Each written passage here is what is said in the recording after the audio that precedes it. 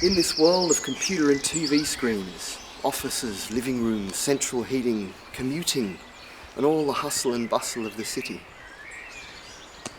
it's easy to forget that not far away there are sanctuaries of peace and tranquility.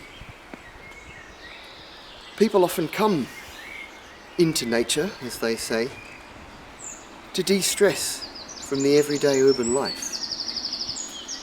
And they see it perhaps as an escape. It's easy to forget that the sources of sustenance, our food and medicine, ultimately come from the natural world. Not so long ago our ancestors were farming and growing their own food. This has given way to mass agriculture and supermarkets and, well, often memories of people growing their own food are relegated to the stories of our grandparents. And of course, before that, people hunted and gathered for their sustenance, for all their food and medicine. And that has been completely forgotten in our land today, here in Scotland. In fact, if it wasn't for archaeologists making sure it got inserted into our museums and history books, we'd be none the wiser at all. But wild places in Scotland and the UK, well, they still exist. And they still can be sources for nourishment and for medicine.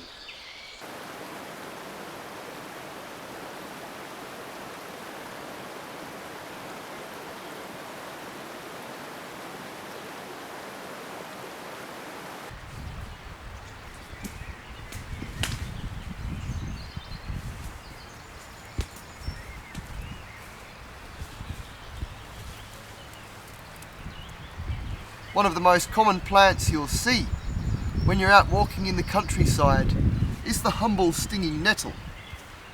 People think it's been introduced by the Romans, so it's been here for a couple of millennia and well and truly naturalised in Scotland. So why do nettles sting? It's because of the hairs on the stem and on the underside of the leaf. Each hair is like a needle, and it injects a tiny amount of histamine, which causes the pain. Now, unless you get a particular thrill out of being stung by nettles, if you want to forage them, you're going to need some protection. And there's nothing like a nice thick cotton glove.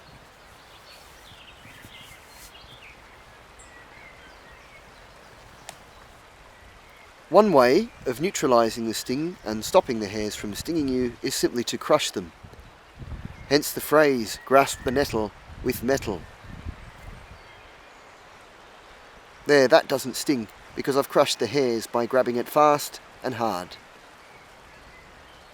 In Scotland, nettles are safe to gather until about midsummer, around the 21st of June. When picking the nettles, just pick the top few leaves. These are the sweetest and most tender. Down below, they get a little bitter.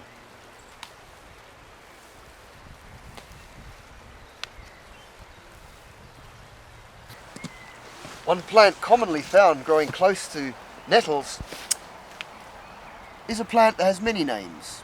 Goosegrass, cleavers, and of course in Scotland, sticky willy. Why is it called sticky willy? Well, it does like to stick.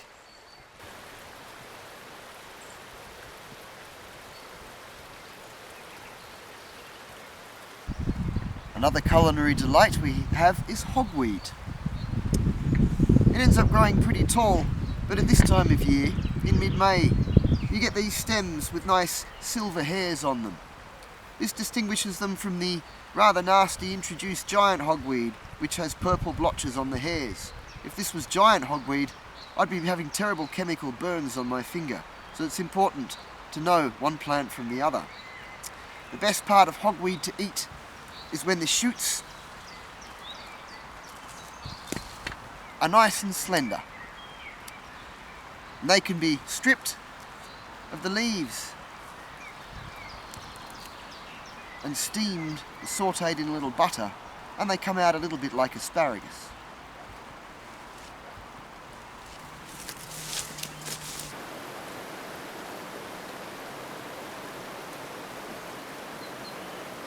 It's great when you find plants that you're going to need one after the other, growing right next to each other.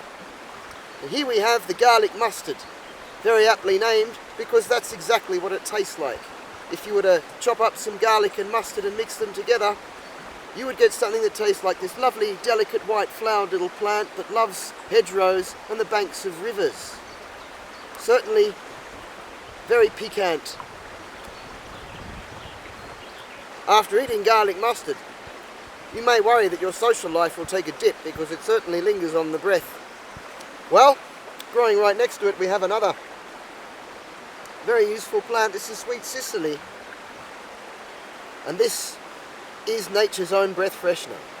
Has these lovely umbelliferous white flowers, and it looks similar to other plants that like to grow on riverbanks and other wet places.